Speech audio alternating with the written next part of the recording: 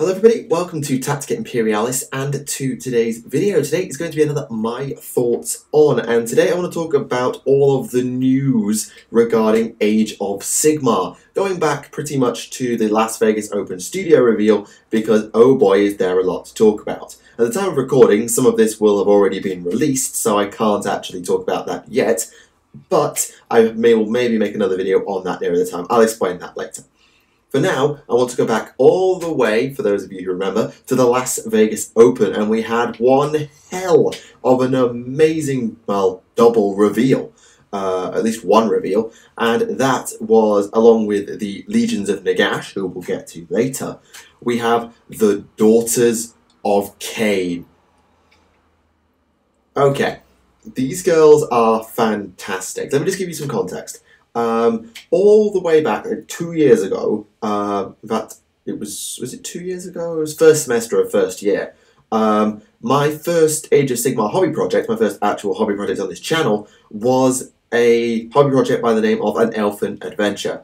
I'm still no better at punny titles. And it was a hobby project where I worked on an elven army that I carried over from Warhammer Fantasy, with a particular focus on dark elves, that I wanted to go into witch elves, executioners, and the things that were in, I think it was called the Exiles Blood Coven back at the time. So it was witch elves, it was basically the Daughters of Khaine, but with executioners. It was the long and short of it.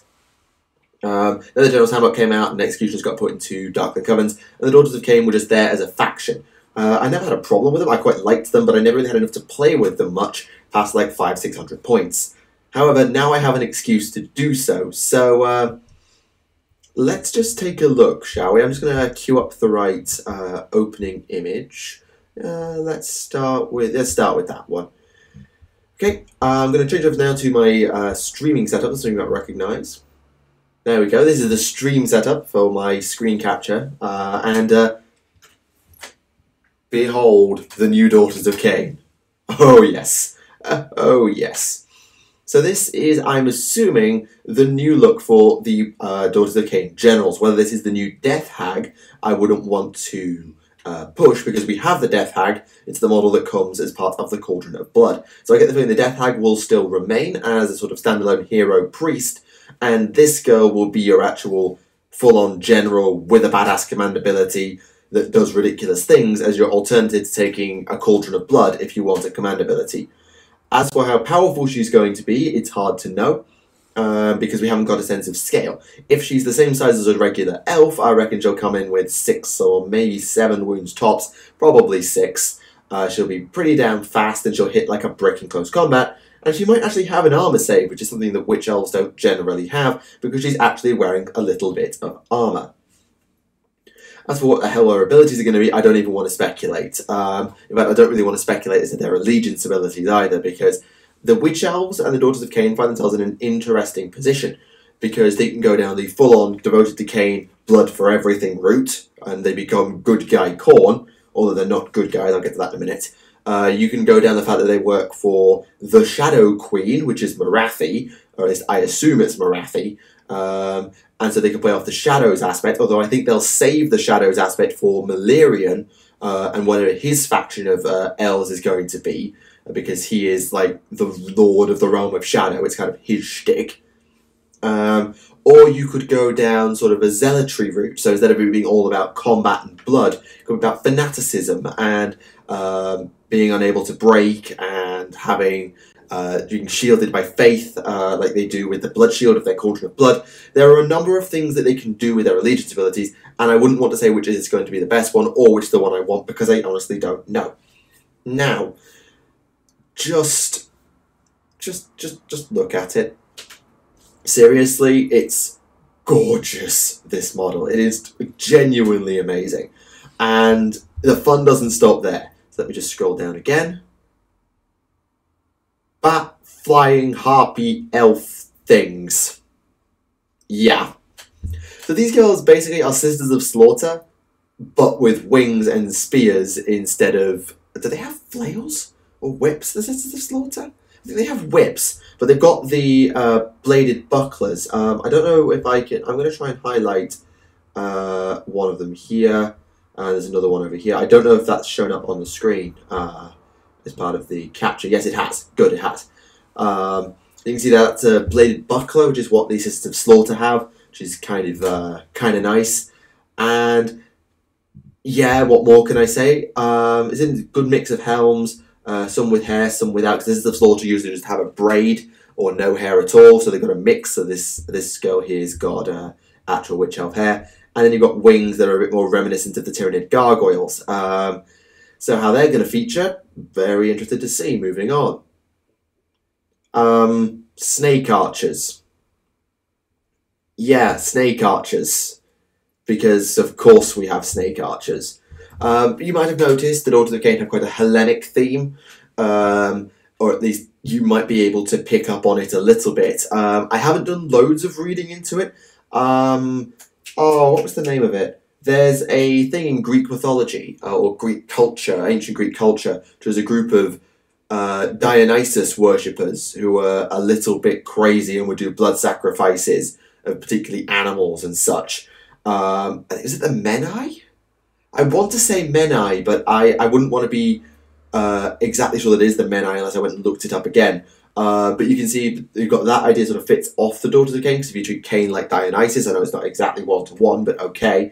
Then you have the Medusae, which have been a theme for the Daughters of Khaine since old Dark Elves, because they have the Bloodrat Shrine and the Bloodrat Medusa, and they're now going to push that a bit further. So you've got the winged girls from before, you could sort of say being like the Furies, or Harpies or something like that. You've got these girls who are obviously part snake, part woman. They're Medusae, although not the typical Medusa like the Bloodrat Medusa, which is actually a full-on Medusa with snake hair, snakes for hair. These are actually part elf, part snake. It's kind of an interesting combination.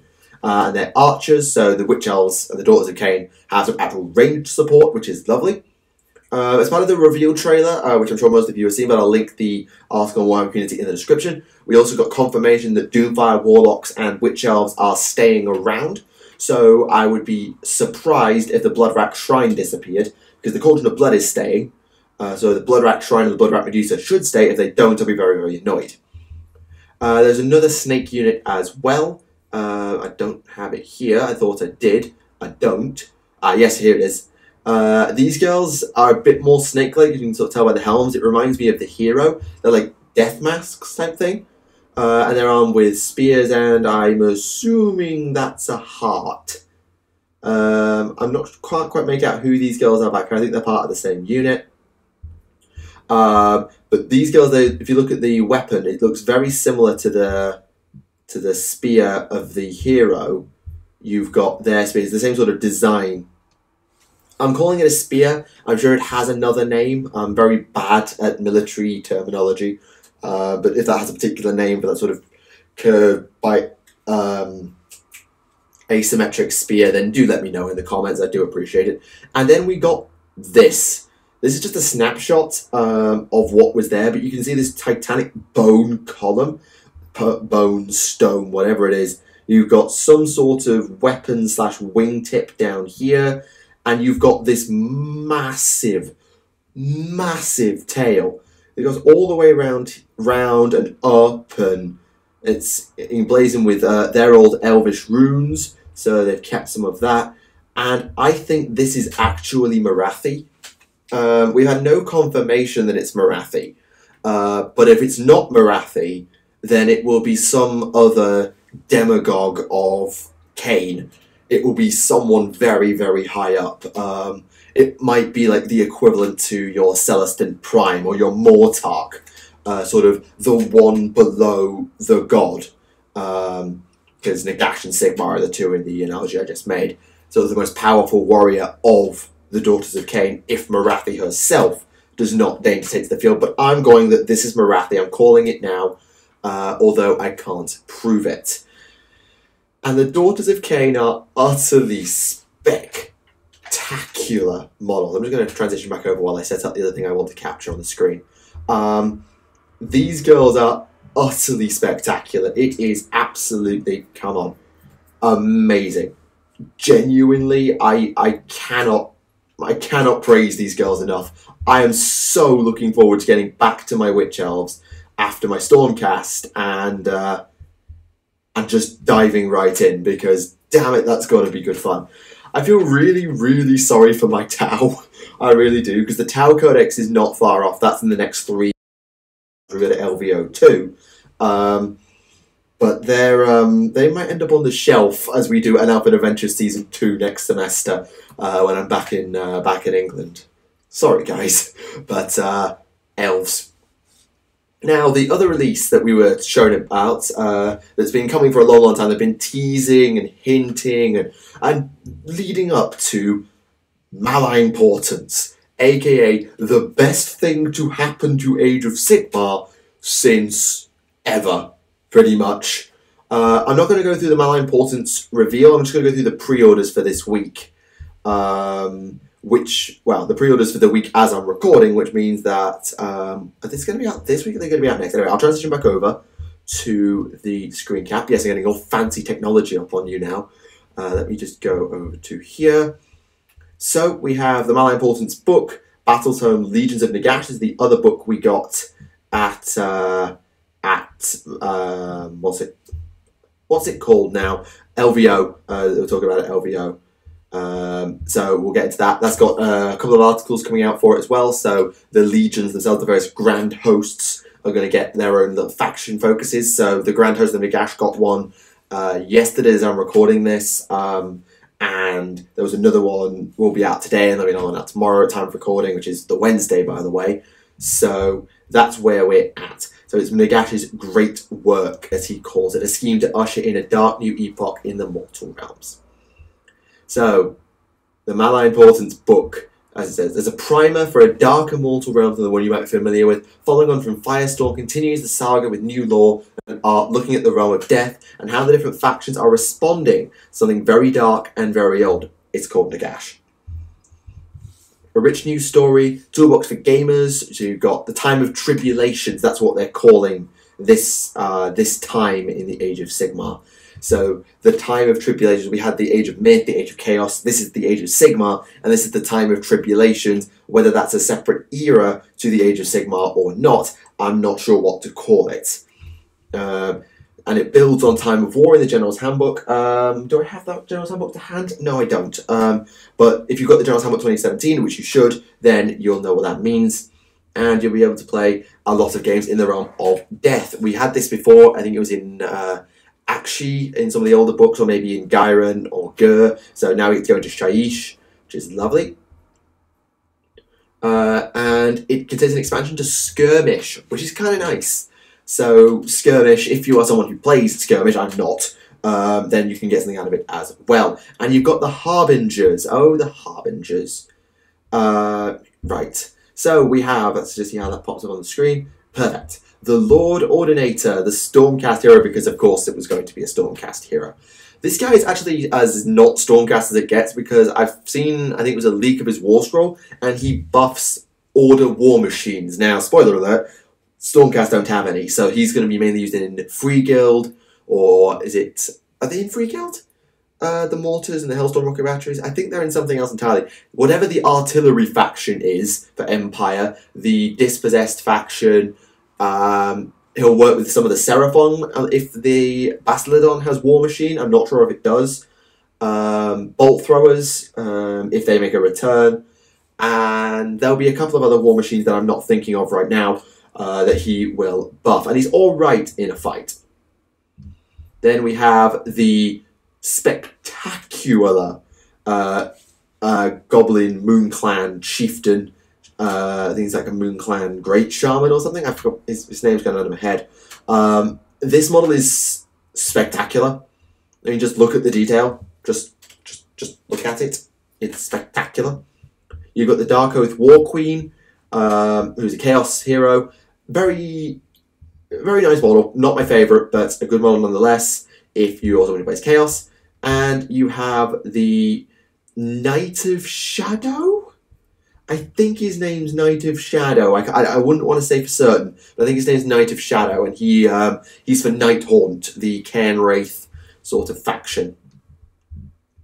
I've also got some dice, gauges, and the Legions of Nagash Battle Tome. This is the next book release after Maggotkin of Nurgle, which has been out for a bit now, which is Beautiful. And this is going to be a monster of a book, which is going to sort of be the next expansion on Grand Alliance Death. So you won't have to put Grand Alliance Death if your name was not Flesh Eater Cause, which is lovely.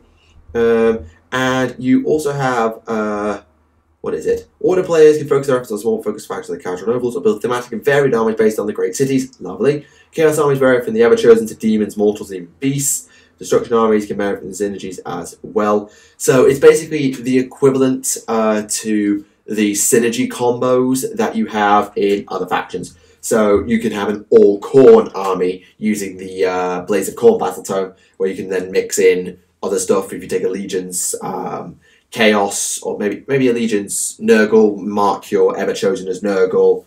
I don't know. Whatever you choose to do, you can now specialise a bit with Legions of Nagash, and that's going to be fantastic. And then we get a little bit of a look here at the Grand Host of Nagash, which is divvied up into the Legion of Night, Sacrament, and Blood. That is for Neferata, Manfred, and Arkan, working from right to left. I think that's right. I know Neferata is Blood, and I'm 90% that Arkan is Night. And then you've got Nagash sort of over the top, and he can do some insane shenanigans if you read his preview. So you can dedicate yourself to a Mortarch, which is nice. You've always got access to stuff. So Legion of Night, Skeletons. Legion of Sacrament is Arkan. Whoops. So Legion of Knights will be Manfred then. My bad. Sorry. And lore, lots and lots of lore. The Flaming Skeletons of Akshi, that's hilarious. And the Warscryer Citadel. This is Skullbane Manse, and it will always be Skullbane Manse. Don't know why they've changed the name. They just have. But it's got some brand new rules, which makes sense because it's sort of a scrying thing. So you can have your Harbingers reading the fates and such, which is nice. And you've got a couple of weeks before it hits a shelf. But I know that the Saturday that I've been recording, My Games Workshop is doing a discussion on Malign Portents. So I don't know if Malign Portents is going to be on the shelf, but certainly a chance to talk about it. Right, let me just talk about Malign Portents at a bit of length, because truthfully, Malign Portents is the best thing. Malign Portents is hugely important, and not just for what it's bringing to the table. And I mean the tabletop when I say that. Because obviously updated rules, new missions, new time of war, all of those things are going to be fantastic and will benefit the game immensely for giving it diversity, replayability, and options, which is all amazing.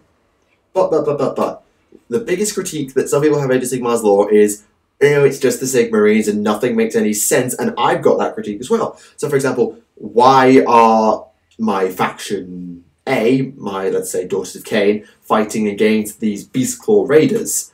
Why, where, how, for what reason, and so on and so forth. And there's actually a separate article in Warhammer Community called Why We Fight, which actually lays out the basics of why every faction is getting involved. So why the old school factions are involved is to try and defend the cities they've established. Stormcast is obvious. Caradron, well, you can't do business if everybody's dead. Skaven, one reason or another. Nurgle, death, he appreciates Nagash, you've got to work with like respect, which is a fantastic quote. But if everyone's dead, that interrupts the cycle.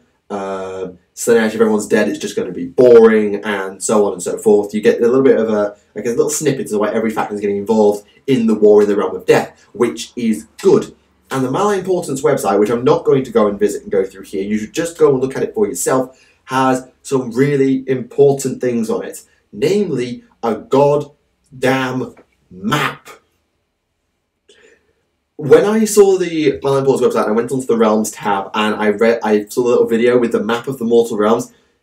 I was so happy, because a map of the realms to see how everything links together. It's like, how do you get from Shaiish to Akshi to Ulgu to the All Points? How do you get from A to B? And which realms can and can't you get to from the other realms? And so on and so forth. And this map lays that all out. We also got some lovely flavour text as to how the realms function. So the centre of the realm is more stable, and that's where the great cities are for the most part. But the further out you go, the more unstable the magic is that creates the realm, the more unstable it is, and you get burned to smithereens, transmuted into gold, dissolved into shadow, whatever it so happens to be. You get murdered by the magic that is your realm. So you don't go to the edge, you stay in the middle, which is lovely. And the fact that Ulgu and Haish, the law of the realm of light and shadow, Haish for light, Olgu for shadow, orbit each other. And that's day and night in the mortal realms. That's a fantastic touch.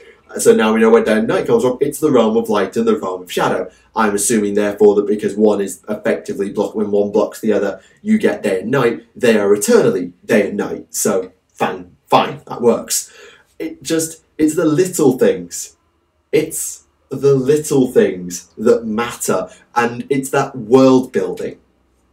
Age of Sigmar has always suffered from world building. And I think that's been my biggest problem with it, has been its lack of world building. So things made less sense than they should. Because when you take the 40k universe, you have a set of parameters that define what the universe is. You have the Imperium, which is based on Terra, and there are a series of worlds dotted around that are sort of well-known, like Cadia and Baal and Macragge, and so on and so forth. Then you have the Eye of Terror up there, and that's where Chaos is. And you've got the Warp, which is permeates all of reality, and that's where the demons live. And you have the Eldari, who live in the Webway or in the Craft world. And you have the Dragari, and we know how they behave. We have the Necrons. Every faction is explained to some degree. I mean, obviously they've had more time, but every faction is explained, which is nice. And there's some flavor text, which is lovely. But the galaxy as a whole is given... You have a backdrop. You have a context of what you're fighting for and why you're fighting, so that you can, to overuse that quote from the 6th and 7th edition rulebook, forge the narrative. That's something that 40k, for years, has allowed us to do, and it's something that I really appreciate about 40k, is its ability to allow you to forge the narrative. Age of Sigmar can do that if you have the right factions, and you really try, like you use narrative rules, and you come up with a backstory, but the more context you have for the universe, the better. Now, I need to make a specific point here, because this got confused with on our top 5 about the lore. I don't want the whole picture. I don't want to know everything in the mortal realms. I don't. I'm quite happy only knowing 50%. I'm happy with 60, 75% of what's in the universe, because I want there to be that freedom for us to create. Have the set of parameters that define what the factions are and what the realms are and what everything's all about, but don't go too far so that we know literally everything and there's no room for freedom. Obviously you have to, there's a line somewhere, and it gets a bit blurry at times to someone like me who is obsessed with lore, but always have a set of space where you can allow the players to create, and that's what this is doing. This is what we need. This book right here, because this is going to flesh out Shaiish. We're going to get a look into Shaiish, the Realm of Death, how it functions, how the Legions of Nagash function, and that's going to be really important for understanding the context of the campaign and all the other stuff that goes on in Malign Portents. But at the same time, we won't get everything. There's no way they can flesh out in one book the entirety of the realms and the entirety of the armies within the realms. That's just impossible. Well, in a book that doesn't look any more than a couple of 100 pages, tops, it's not impossible. Well, it's not possible. So there's going to be that space to create. If every realm got a book like this, where you flesh out, okay, here is Haish, this is how the elves work, this is how Slaanesh fits in, and so on, and here's why some of the people who live in Haish, and why some of the armies want to get into it. Bang, there you go. Do the same for Olgu. Bang, done. Why has the Great Horn Rat invaded Olgu? Because we learned that somewhere. The Skaven are sort of doing to Olgu what Nurgle did to Gairen and Khorne did to Akshu, which is sort of invading it en masse. Why? For what reason? How are they fighting it? Which is why you've got Elves versus Skaven, which is kind of nice. But why do we have Elves versus Skaven? Why did the Skaven want it so much? And why? And how is Malerion trying to stop them? Because it's his sort of domain. It's the basic context that this book is going to give us. So I'm really excited for Malign Portents and for the future of Age of Sigmar, because with Legions of Nagash, Daughters of Khaine, I know they're just another Order faction, but there's a different side of Order because they're not good guys. GW made this explicitly clear. The Daughters of Khaine are Order because they like living in cities, they don't like being dead, they don't want to serve chaos, and they don't like hanging around with snotlings. And I'm almost quoting that verbatim. So that is why they're Order. Not because they're good, but because they want order that they can screw up. They don't want actual chaos. They don't want to be dead. and they don't want just a random carnage that is destruction, or if they do, they want it in their own on their own terms. So that's why their order. Hopefully, over the next next 10 months or so, we see more of this. So we get destruction factions, such as the Gutbusters or the Moon Clan, because destruction desperately needs stuff. We might get a bit more death, so Nighthaunt might get something. The mortal section, like Necromancers, might get something. I haven't seen all the Legions of Nagash, so how that's going to cover your other units, I don't know. We'll see.